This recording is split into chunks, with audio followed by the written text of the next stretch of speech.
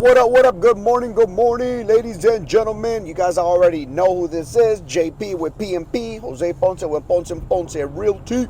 Dropping some seeds, dropping some knowledge to help you guys grow your business. Hope you guys are having a fantastic day. Thursdays. Today is the day. We are headed to the office already, doing our thing, our usual standard procedure schedule. And today's topic, I want to talk about one thing that came up this past week, and that is in our training sessions here at our office. Those of you guys that know me know that we do training every single day. So I was asked a question that didn't throw me for a loop, but it did put a question mark in my mind, right? And that is the process of when do we know when to stop? When do we stop? And what does that mean? The stopping that we were having this conversation on was, we're going for the closing, right? We're at the appointment. We're sitting with our customer. We've answered all the questions. We've answered all the concerns. We've engaged with them. They've engaged back. We've given them options. We've given them solutions. And everything seems to be 100%. So then the next logical step is to ask for the signature, right? And we ask for the signature, and the customer says, I want to think about it. And, you're like, well, what do you want to think about? Let's think about it together, so on and so forth. And they asked me, well, Jose, like, how many times do I ask that before I say, oh, okay, no problem, think about it? So my response was, in my mind, right, personally, I don't ever stop, because I know somebody's going to get hired for that job, and I want to be the person getting hired for that job. But then the question is, were you qualified for the job, right? Did you qualify for the job? And what does that mean? Did you answer all their questions and all their concerns? And this particular realtor was like, oh, I did. I said, well, take me through the process. What this particular realtor didn't realize, that when he took me through this process, I got stuck at the beginning of his presentation of what he was saying at the beginning. And the customer, which is I, asked him a question regarding it, and all he did was acknowledge it and then move on to the rest of the presentation. And that is where he made the mistake. And this is what I was telling him. Listen, you were moving to the finish line when your customer was still stuck at the starting line, right? Your customer was stuck at the starting line, and you were trying to move to the finish line. And you thought, you had already answered all the questions, all the concerns, and so on and so forth. But back to the when do we stop? Well, for me personally, think about it this way. When a customer calls a realtor, calls a doctor, calls an attorney, whatever the case is, because they have concerns, right? They have concerns. They've already gone through a mental process of trying to figure it out on their own. They haven't been able to figure it out on their own. So then the next logical step is to call the professional, right? Which is the realtor, the doctor, or the attorney. So then the question is, if a customer calls you, right, you pre-qualify, you ask all the questions, right, before the meeting, before the presentation, and you asked enough questions to give them all the answers, or at least figured out where the problems are at, and you hang up that phone at the pre-call. Well, then now you prepare, right? You prepare for, okay, well, they said this, they said that, they said this, they said that. Okay. So you get to the presentation, and you've answered all their questions and all their concerns. At least you thought you did. But then the customer still has to think about it. Well, what is there to think about, right? What is there to think about? The thinking part for the seller was before they called you, right? The answer part should be at the presentation. So then, if you didn't answer their questions, either you weren't paying attention, or you don't understand what they're trying to do, or in this case, like I said, you're just not qualified for the job. And sometimes it happens, right? Sometimes it happens where you're not qualified for the job because you don't have that much knowledge. You didn't really understand what they were trying to do. You didn't know there was other options and other solutions for them. So you never presented that to them. So somebody else that does have, let's just say, maybe more experience or more knowledge or etc., was able to present that, and now they get hired for the job. So you were not qualified for the job. So then the answer you have to ask this customer is, well, I pre-qualified you. I asked you a bunch of questions. And not in this tone, right? I'm just breaking it down a little bit faster because I like to keep my videos, down to 7 to 10 minutes. But I asked you some questions over the phone, and you said this, you said that. Based on that, I prepared a presentation for you guys to answer all those questions and all those concerns. The fact that you're still thinking about it means two things. One, I didn't do a good job at listening, or two, I didn't answer your concerns, right? Which is valid. So if I didn't answer your concerns, can you please tell me what concerns you still have, right? What I tend to find most of the time is that either A, they're nervous, they're scared, or B, they just don't want to hire you. And if you're not going to get hired for the job, then there's really no reason for us to have to follow up and follow up and follow up and keep wasting our time. So ask those questions. Ask that simple question as, Mr. and Mrs. Perez, when you guys called me, you guys had concerns, right? Fantastic. And I asked you guys a bunch of questions, which I thought were very important to what you guys were telling me. I obviously didn't ask the right question. Can you please elaborate a little bit more? What is it that you guys are still thinking about? Because I obviously didn't ask the right questions. It's either going to be, well, we still want to think about it, and that's really because, again, they just don't want to hire you. Or two, you've actually confused them even more. Sometimes we talk too much.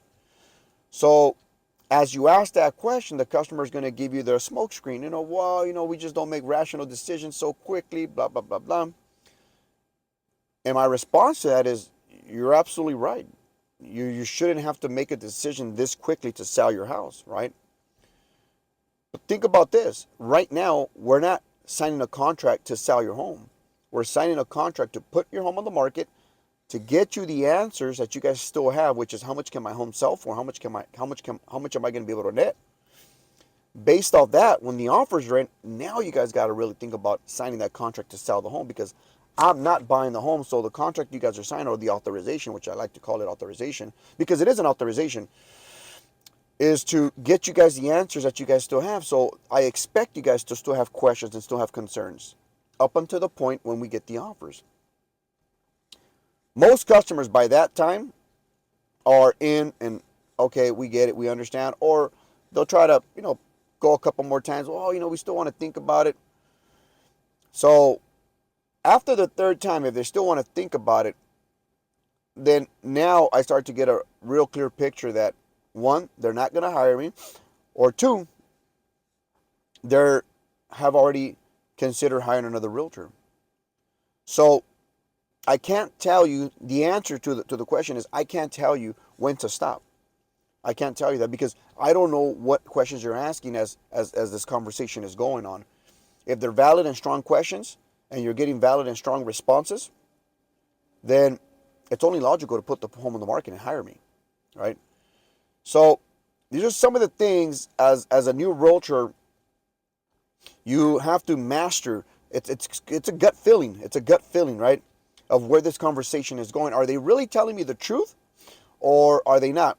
One of the steps that I like to do is I like to go 3 times. One, right? Does that make sense? And then they're like, we still want to think about it. Does that make sense? You said this, you said that. Okay, does that make sense? Yeah, but we still want to think about it 3 times.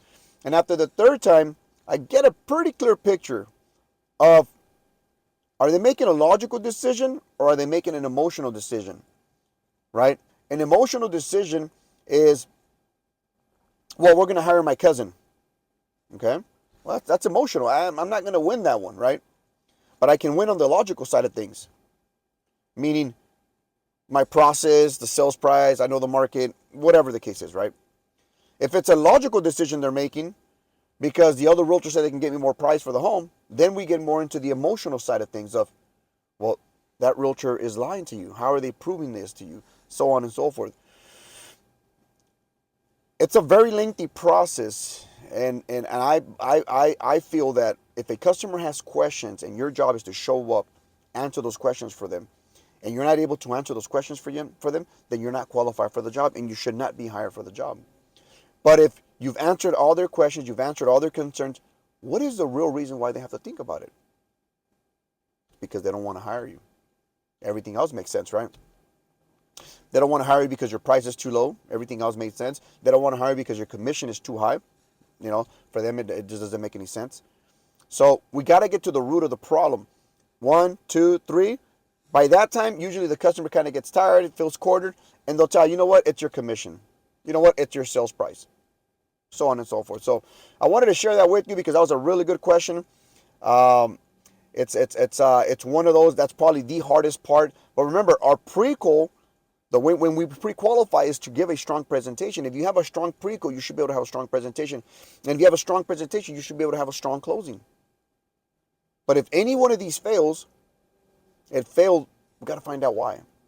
And if you don't get hired for the job, that is okay. But we got to find out why we're not going to get the job. Why are we not getting hired for the job? So that the next time around, because we're going to get back up there and bat again, we don't make the same mistake. You guys have a fantastic day.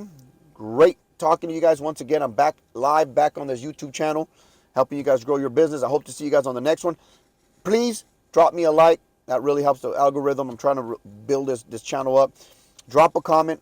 I would really appreciate that. You guys have a great day. Peace out. Take care. Let's go to work.